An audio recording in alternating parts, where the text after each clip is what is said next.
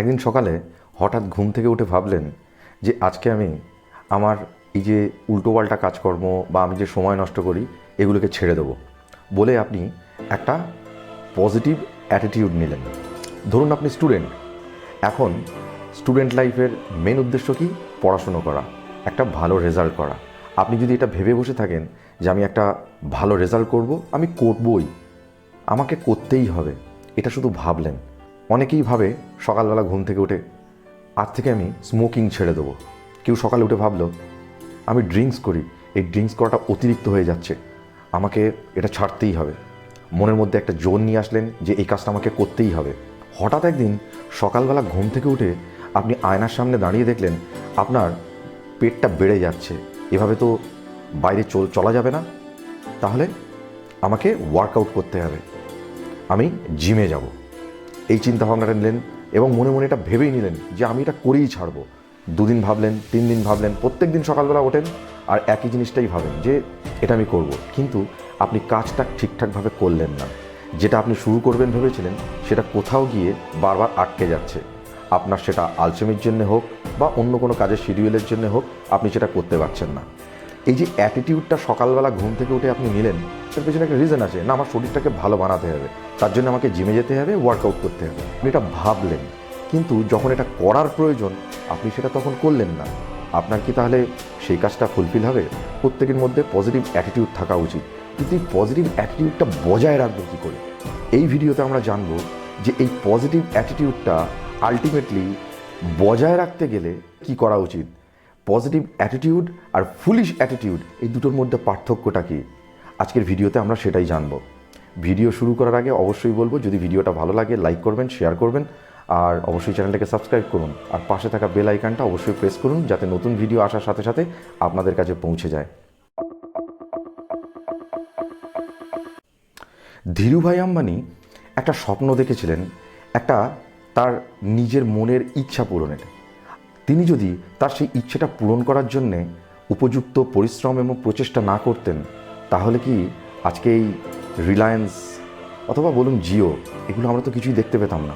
শাহরুখ খান যেদিন মুম্বাইয়ের সি বিচে দাঁড়িয়ে বলেছিল যে একদিন এই শহরটাকে আমি রুল করব, একদিন রাজত্ব করবো এই শহরে, এটা যদি তিনি শুধু ভেবেই থাকতেন তাহলে কি আজকে তিনি বলিউডের বাদশা হতে পারতেন? লিও মেসি যেদিন তার ডাক্তার ছোটোবেলায় তার পাটা দেখে বলেছিল ফুটবল খেলা তো বহু দূর, এ কোনো দিন ঠিকঠাকভাবে চলতেও পারবে না, তো সেই জেদটাকে তিনি যদি তার পরিশ্রমের মাধ্যমে বজায় না রাখতেন তাহলে আজকে পৃথিবীর সর্বশ্রেষ্ঠ ফুটবলারকে আমরা দেখতে পেতাম। এভাবে চারিদিকে যদি তাকান, অগুন্তি বিশ্ববিখ্যাত মানুষ আছে যারা তাদের শুধুমাত্র চিন্তাভাবনা বা শুধুমাত্র একটা পজিটিভ চিন্তাভাবনা দিয়েই কিন্তু তারা থেমে থাকেনি। এই পজিটিভ চিন্তাভাবনাটাকে তারা অ্যাটিটিউডে পরিবর্তন কিভাবে করলেন আজকে আমরা জানব। খেয়াল করে দেখুন তো, এনারা তো মহান মানুষ, আমরা এদের নখেরও যোগ্য না। আপনার যদি আজকে বয়স 30 বছর বা 35 বছর বা 40 বছরই হয়, আপনি খেয়াল করে দেখুন তো বা মনে করে দেখুন তো যে আপনারই বয়সী, আপনারই ক্লাসের কোনো একজন ক্লাসমেট, সে হয়তো ডাক্তার বা ইঞ্জিনিয়ার, আর আপনি হয়তো নর্মাল একটা কোনো প্রাইভেট সেক্টরে জব করছেন। পার্থক্যটা কোথায় বলুন তো? হয়তো তার মেরিটের সাথে আপনার খানিকটা পার্থক্য থাকতে পারে, কিন্তু এতগুলো বছর ধরে নিশ্চয়ই সেই বন্ধুর সম্পর্কে যোগাযোগ না থাকুক, খোঁজখবর তো নিয়েছেন, কীভাবে সে সাথে পরিশ্রমটা করেছিল। এরকম বহু উদাহরণ আছে, আমি নিজের লাইফ দিয়েই দেখেছি। আমারই অনেক ফ্রেন্ডস যারা ক্লাসে হয়তো টপ করতো, তাদের সেই সময় থেকে একটা অদ্ভুত অ্যাটিটিউড ছিল, সেটাও কিন্তু পজিটিভ অ্যাটিটিউড। তারা পড়াশুনো করতো, আমরাও ভাবতাম যে তাদের মতো পড়াশুনো করতে হবে, আমরা চেষ্টাও করতাম, কিন্তু তাদের লেভেলে পৌঁছাতে পারেনি কেন? আমাদের ওই চিন্তাভাবনাটা আমাদের জায়গাতেই থেকে গিয়েছিল। আলটিমেটলি ওই ইচ্ছাটা পূরণের জন্য যে পরিশ্রমটা করার দরকার ছিল বা যে কাজগুলো করার দরকার ছিল, সেগুলো কি আমরা তাদের মতো করে করতে পেরেছিলাম? যদি তাদের মতো করে করতে পারতাম, হয়তো আজকে আমরাও তাদের জায়গায় পৌঁছাতে পারতাম। হ্যাঁ, কিছু ফ্যাক্টর কাজ করে, সেটা হচ্ছে ফ্যামিলি ব্যাকগ্রাউন্ড বা ফ্যামিলির ফিনান্সিয়াল সাপোর্ট। কিন্তু দেখুন, এই যাদের আজকে 35-40 বছর বয়স, এরকম ফ্যামিলির যারা আমরা ছেলেমেয়েরা আছি, খেয়াল করে দেখুন আপনাদের যারা ফ্রেন্ডসরা ছিল বা আমাদের যারা ফ্রেন্ডসরা ছিল, তারা কিন্তু বা আমাদের ফ্যামিলি, আমরা যে সমস্ত স্কুলে পড়াশুনো করেছি সেখানে কিন্তু মোটামুটি সবাই কিন্তু ইকোনমিক্যাল কন্ডিশন, ফ্যামিলি ব্যাকগ্রাউন্ড কম বেশি কিন্তু সবারই সেম ছিল, কিন্তু তারা সেই জায়গায় পৌঁছে গিয়েছে, আমরা কিন্তু সেইভাবে সেই জায়গায় পৌঁছাতে পারিনি। না পারার কারণটা আমরা সবসময় অজুহাত দেওয়ার চেষ্টা করি যে আমরা ওদের মতো অত মেরিটোরিয়াস না। কিন্তু দেখুন খেয়াল করে, মেরিটোরিয়াস না এটার থেকেও বেশি আপনি কি সেই পরিশ্রমটা করেছিলেন? করেননি। ভেবে দেখুন, করেননি। আপনি হয়তো বন্ধুবান্ধব আড্ডা ইয়ারকে ফুর্তিতে যে সময়টা বেশি ব্যয় করেছেন, তারা হয়তো সেটাতে অতটা করেনি, কিন্তু তারা করেছে। কিন্তু তার সঙ্গে যেটা বেশি করেছে, তারা তাদের আলটিমেটলি যে লক্ষ্যটা, সেই লক্ষ্যের পিছনে সে পরিশ্রমটা করেছে। তাদের যে পজিটিভ চিন্তাভাবনাটা ছিল, সেই চিন্তাভাবনাটাকে ফুলফিল করার জন্যে তারা উপযুক্ত পরিশ্রমটা করেছে। তো পজিটিভ অ্যাটিটিউড এমন একটা জিনিস, আমি ভাবলাম যে আমাকে এটা করতেই হবে, আমি এটা করব, এবং আমি চিন্তা করলাম আমার ঠিক হয়েই যাবেই, আমি পজিটিভ একটা চিন্তাভাবনা ভেতরে নিলাম, কিন্তু আলটিমেটলি সেই চিন্তাভাবনাটাকে ফুলফিল করার জন্য যে পরিশ্রমটা করার দরকার সেটা করলাম না, তাতে লাভ হবে না। ওই পজিটিভ অ্যাটিটিউডটাকে অ্যাকচুয়ালি পজিটিভ অ্যাটিটিউড বলে না, ওটাকে ফুলিশ অ্যাটিটিউড বলে। পজিটিভ অ্যাটিটিউড তখনই সাকসেসফুল হবে, বা পজিটিভ অ্যাটিটিউড আমরা তখনই বলতে পারবো যখনই আমরা আমাদের কাজকর্মগুলো করব। অতএব positive attitude actually is based আপন অ্যাক্টিভিটি, অ্যাকশনস, নট আপন আওয়ার ড্রিমস। অনেকেই আছে যারা প্রচুর ড্রিঙ্কস করে, অ্যালকোহলিক হয়ে গিয়েছে, তারা বারবার চেষ্টা করছে ছাড়ার, কিন্তু দেখুন কোনো ডাক্তার বা কোনো সাইকিয়াট্রিস্ট বা অন্য কেউ আপনাকে এটা ছাড়াতে পারবে না। আপনি স্মোকিংয়ে অ্যাডিক্টেড, আপনাকে কেউ এটাকে ছাড়াতে পারবে না।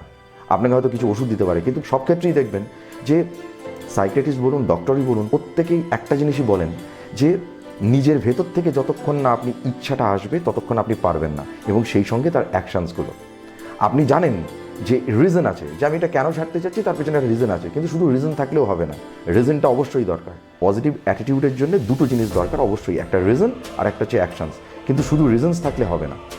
রিজন আছে যে আমাকে শরীরটাকে ঠিক করতে হবে, বা আমাকে স্মোকিংটা ছাড়তে হবে, না ছাড়লে আমার শরীরটা খারাপ হয়ে যাবে, আমার ফ্যামিলি তার জন্য সাফার করবে, বা আমি ড্রিঙ্কস করি তার জন্য আমার প্রচুর টাকা নষ্ট হচ্ছে, তো আমাকে ছাড়তে হবে। আপনার পেছনে রিজন আছে, তো এটা একটা কারণ পজিটিভ অ্যাটিটিউডের। কিন্তু সেই রিজনটাকে শুধুমাত্র ওই জায়গায় রাখলে হবে না, আপনাকে অ্যাকশানস কী নিচ্ছেন, আপনি তার ইনিশিয়েটিভস কী নিচ্ছেন, সেটার উপরে ডিপেন্ড করবে আপনার পজিটিভ অ্যাটিটিউড। এটা শুধুমাত্র কেরিয়ারের ক্ষেত্রে বলে না, সব কিছুর ক্ষেত্রে, রিলেশনশিপগুলোর ক্ষেত্রেও। আপনি ভাবলেন হাজব্যান্ডকে আমি ভালো রাখবো, কি আমার ওয়াইফকে ভালো রাখবো, কি আমার বাবা মাকে ভালো রাখবো, কি আমার সন্তানদের জন্য আমি এই করব, তাদেরকে আমি এরকম একটা ফিউচার দেবো। আপনি শুধু ভাবলেন আর সেটা পূরণ হয়ে যাবে, এটা তো হবে না।